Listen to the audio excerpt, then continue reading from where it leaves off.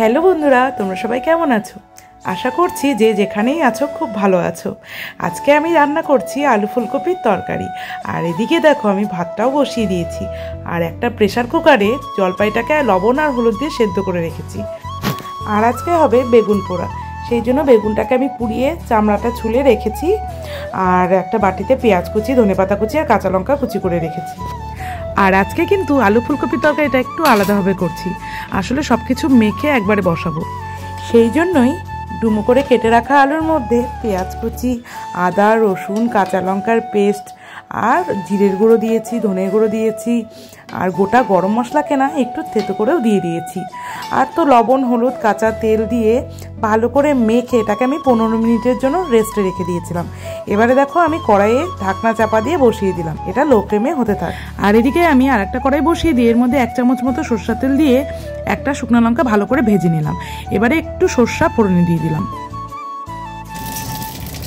এটাকে ভালো করে ভেজে নিয়ে আগে থেকে সেদ্ধ করে রাখা জলপাইটা দিয়ে দেবো।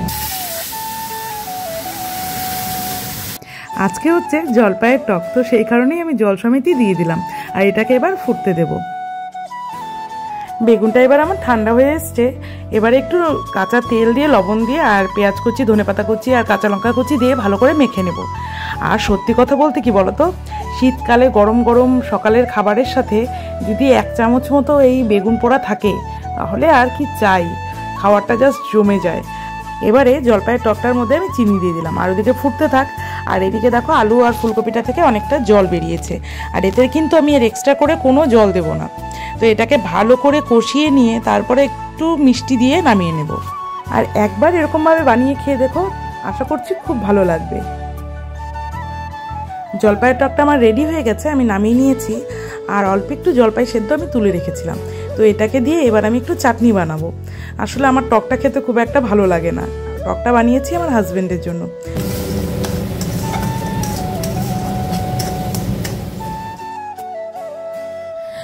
তৈরি হয়ে গেল আমার আলু ফুলকপির তরকারি। আর ওপর থেকে একটু ধনেপাতা কুচি ছড়িয়ে দিলাম, ব্যাস। আর এখন বাকি থাকলো লাল শাকটা। তো এবার কড়াইতে আমি অল্প একটু সর্ষের তেল গরম করে নিলাম আর কালো জিরা ফোড়নে দিয়ে দিলাম। কালো জিরাটা ভালো করে ভাজা ভাজা হয়ে গেলে লাল শাক আর কাঁচা লঙ্কা কুচিটা দিয়ে দিলাম। এবারে নুন আর হলুদ দিয়ে ভালো করে ভাজা ভাজা করে নিলেই আমার আজকে রান্না কমপ্লিট। আর সকালের ডাল ছিল, তো আর কিছুই লাগবে না আজকে। তো এগুলো দিয়ে আজকে আমরা আমাদের লাঞ্চটা কমপ্লিট করব।